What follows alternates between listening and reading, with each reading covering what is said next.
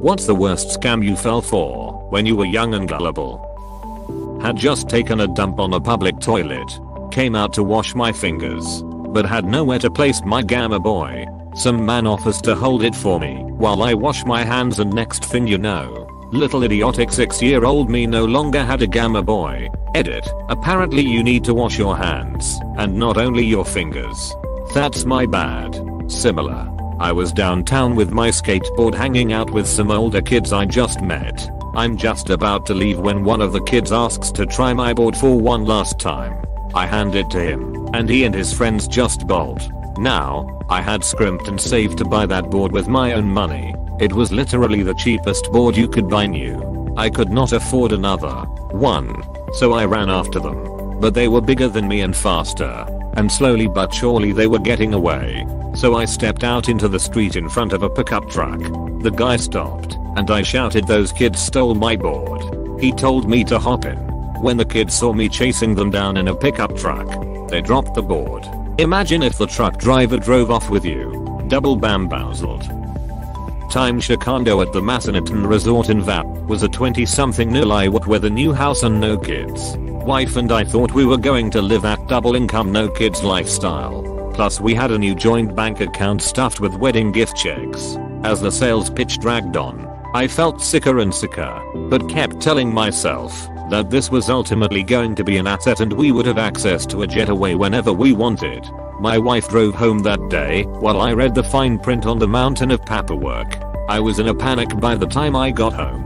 After a few minutes of googling, I discovered that VA has some type of buyer's remorse law that lets you out of a timeshare with no penalty as long as you notify them in the first 5 or 7 days. I did that shit the next day and sent it certified mail with a receipt. To this day, I still have the receipt sitting in my fire safe as a reminder to not jump into things. Oh man, I sat through one of those sales pitches for some crappy free gift, and it was a nightmare. We said no in every way possible, and they kept handing us off to person after person until the last one was berating us for not buying. It was almost impossible to get out of the room. I did one of those for 2 free tickets to Vegas after the group promotional video, and we got split up to talk to our individual reps to sign up for a timeshare. I just sat down and said, "I'm here for the tickets. That is it. And this will be the last time I speak before I say goodbye." 3 different people came in to talk to me, and I didn't say a single word. It took almost 2 hours, but I got the tickets, and Vegas was great. A man in New York City approached me at a parking meter and asked if I had 4 quarters for $1. I handed him 4 quarters, and then he smiled and walked away slowly. I was too bewildered to even be upset. Honestly, that's pretty funny. I don't get it. Can you explain it? 4 quarters do equal $1, don't they? I'm not very familiar with most scams. I'll keep the money safe. Yeah, Dad, I've not seen most of that money. He's still keeping it safe.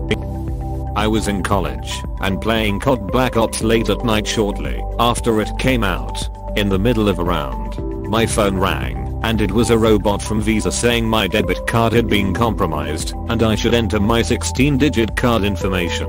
Well, I wanted to continue on with my round as fast as possible, so I typed in the number. Then when the robot asked me for the expiration date is when I realized my mistake and told my friends I had to go, called and cancelled the card right away. Well, on the plus side, the card number generally means nothing, but yet better to do that. I get texts from O2 all the time saying to verify my details, except they don't come on the O2 numbers, or they'll link to non-O2 sites. Always check /hover over links and make sure the numbers used are genuine. I never fell for any, but my dad is an idiot. He carried on conversations through Facebook with a female army LT that was coming home from Iraq in a few months. She had discovered a trove of gold in one of Saddam's palaces and needed a place to hide it from her commander for a few months, and she thought my dad's farm would be perfect. My brother and I found out about 4 months into the whole thing and laughed our asses off. You won't be laughing when your dad rocks up dripping in Saddam's gold. In 2002, I was 18 in my senior year of high school. We were pretty poor, and I had basically zero chance of affording college. I had great grades and scored a 31 on the ACT, so should have gotten scholarships, but fucked up all of the applications, missed deadlines and whatnot. Out of the blue one day I got a call about a grant I qualified for to help pay for college. All they needed was my bank account and routing number, and they'd direct deposit the funds. Wow. Lucky me. I was so blinded by my financial need and desire to go to engineering school that I gave it out without giving it a second thought. I went to share the news with my parents and was told it was a scam. I didn't want to believe them, but under some kind of threat from my dad I called back and told them to delete my bank account information. The dude was incredulous. I still remember the tone of his voice when he yelled back at me, "You don't want this grant?" Exclamation mark. Anyway, I contacted the bank and they had already cleaned out my account. All $61 I had to my name. We closed the account and got me a new account number, and that was that. Lesson learned, I guess. Luckily you only had $61. I matched with a girl on Tinder when I was 18. We talked for a bit and she gave me her number. I was excited at the time, lol. She never could meet up, but one day asked if I would be a +1 to a luncheon for her work. I for some reason saw no issue with this and agreed to go. I go to the address and it's some hall that can be rented out and there is a lot of people there. She says she's inside and will meet me in a few minutes, but that I should mingle for a bit. So I'm talking to a guy and a girl, and strangely enough they are doing the same thing that I'm doing. I feel a little uneasy going into the building, but I didn't have much of a choice besides just bailing. Come to find out, I'm attending a seminar for working at a multi-level marketing company, and they were very aggressive about me wanting to leave. I never met whoever I was talking to on Tinder either, lol. I got one of the keys that car dealerships send in the mail with the "if it fits, you win a free car" postcards. Drove 20 minutes out to the dealership. They wanted my email and phone number and asked if I would wait in the lobby for a salesperson to help me. The sales rep straight up told me that it was just a promotion. The key wasn't actually for a vehicle despite looking like one. So I wasted almost 2 hours of my life between the driving and time at the dealership. Then of course I had to go through with unsubscribing from their ads and texts. Are you able to threaten and perhaps take legal action?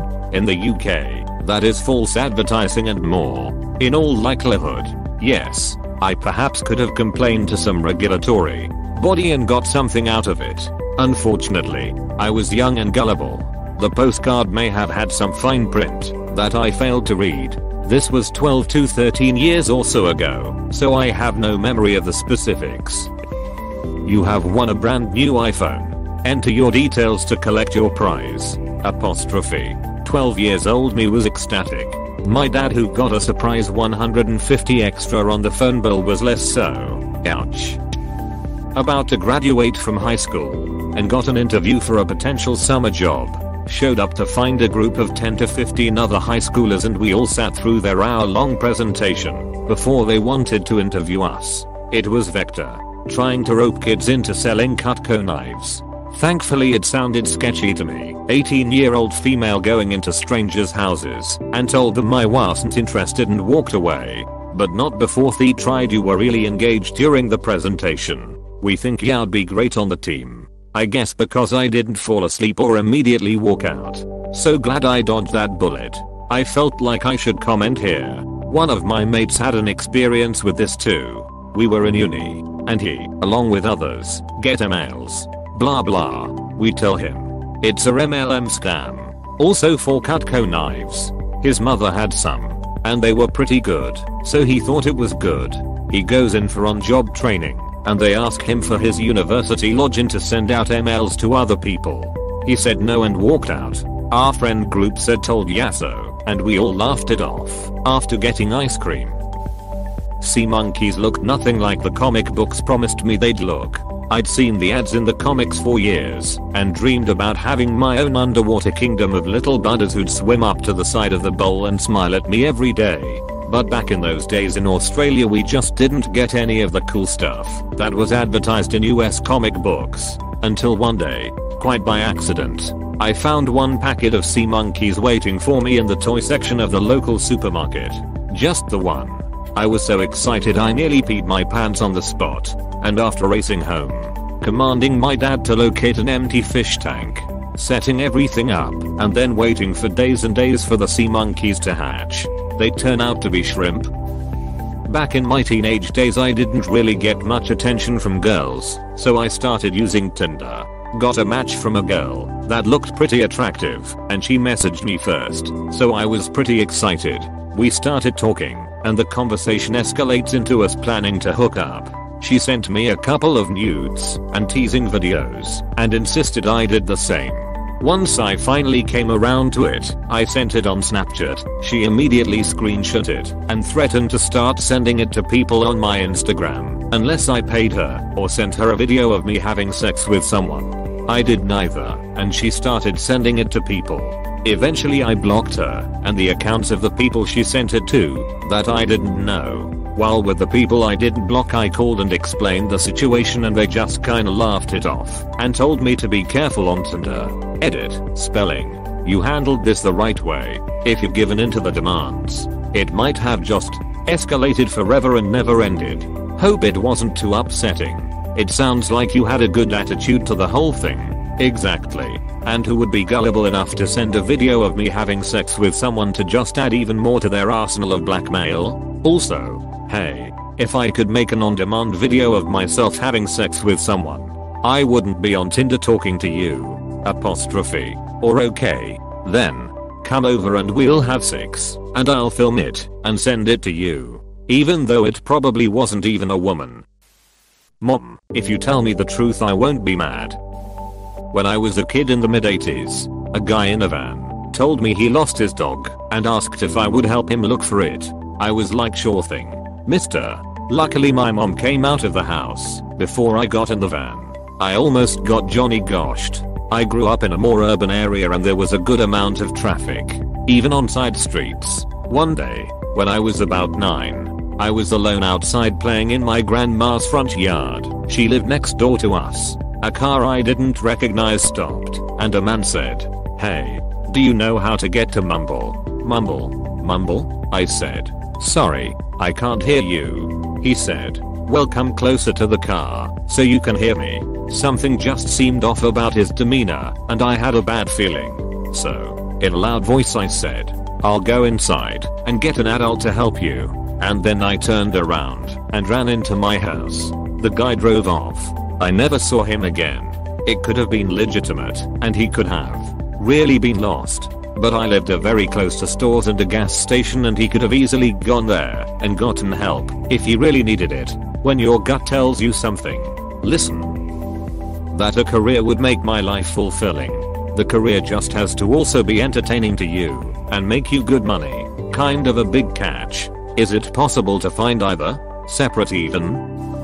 I was going to rent a house with a guy I knew through a friend. I was a sophomore in college, and he was a few years older than me, already in the workforce. We agreed that we would go 50/50 on the utilities, but he suggested that I put them all in my name so I could build a credit score. I thought it was a great idea. Turns out he was deadbeat and wouldn't be able to get them in his name. I found this out after he routinely stiffed me on his share of the utilities. Probably lost $1K on his great idea before we both moved out. The earlier we get there, the earlier we can leave. My wife and I have done this with parties we didn't really want to go to, but it would be good for us to at least make an appearance. This is especially true for work parties, where you don't technically have to go, but being a team player is beneficial. Show up at the start when few people are there. Talk with the host for a while so they know you showed up. Stick around until other people start trickling in. Make a cursory circuit of people and then get the duck out and go do something more fun. This way lots of people see you and just assume they didn't see you again because you were off talking to other people. Some dude on Roblox wanted me to join his world. I went ahead and did it, and it asked for me to log in to verify that it was me. It said server shutting down in 60 seconds and counting down, so I rushed to do it without even thinking twice. Luckily my mom contacted the Roblox support team, and after days of trying to get them to do something, I got the account back. Quite a clever scam for using on 8-year-olds like me at the time. Fucking piece of shit. This happens They use the accounts as bots all the time, and also for other users. Some people just want 8-year-olds Roblox accounts. Enrolling at University of Phoenix. Absolutely worthless expensive credits that don't transfer anywhere. I heard University of Phoenix doesn't even hire people with University of Phoenix credentials. Thank you for watching. We hope you enjoyed this video. Please subscribe for more videos.